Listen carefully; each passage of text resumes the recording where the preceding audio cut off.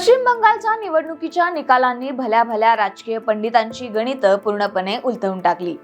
ममता बॅनर्जी यांच्या टीएमसीला या निवडणुकीत एक खूप मोठा आणि अनपेक्षित धक्का बसलाय।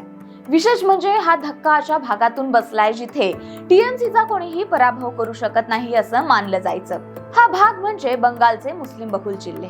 मुर्शिदाबाद, मालदा आणि उत्तर दिनाजपूर या जिल्ह्यांमध्ये 50% अधिक मुस्लिम लोकसंख्या आहे। गेल्या 10 वर्षांहून अधिक काळ इथला मुस्लिम मतदार टीएमसीच्या पाठीशी खंबीरपणे उभा होता।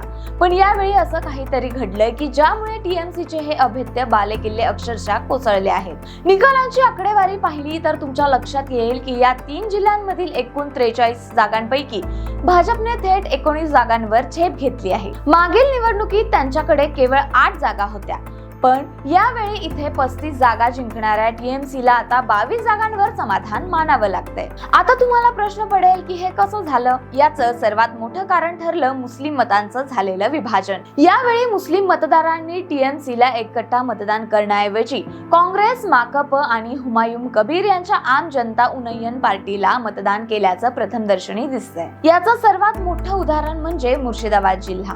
इथे 66% अधिक मुस्लिम लोकसंख्या आहे।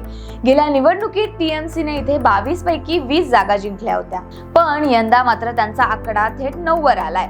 आणि कमाल म्हणजे मागच्या वेळी फक्त 2 जागा जिंकणाऱ्या भाजपने यंदा चक्क 9 जागा जिंकून टीएमसीची बरोबरी केली आहे। निवडणुकीआधी मतदार याद्यांची दुरुस्ती झाली होती आणि त्यात मुर्शिदाबाद मधून सुमारे 7.8 लाख मतदारांची नावे वगळण्यात आली होती।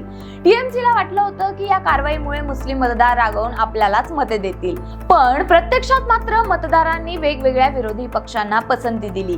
याचा थेट फायदा भाजपला झाला। एका बाजूला मुस्लिम मते वेगवेगळ्या पक्षात विभागली गेली आणि दुसऱ्या बाजूला कांडी, नवग्राम सारख्या जागांवर हिंदू मतांचे मोठ्या प्रमाणावर एकत्रीकरण झाले। यामुळे भाजपने स्वतःची मते न वाढवताही अनेक जागा अगदी सहज जिंकल्या। 2021च्या निवडणुकीत एनआरसी आणि सीएच्या मुद्द्यामुळे मुस्लिमांनी टीएमसीला प्रचंड पाठिंबा दिला होता, पण आता ती भीती उरलेली नाही। स्थानिक मुद्दे आणि उमेदवाराची विश्वासार्हता यावर मतदान झालं आहे।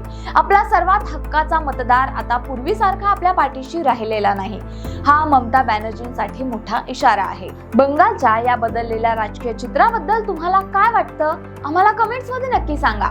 व्हिडिओ आवडला असेल तर लाईक, शेअर आणि सबस्क्राईब करायला विसरू नका।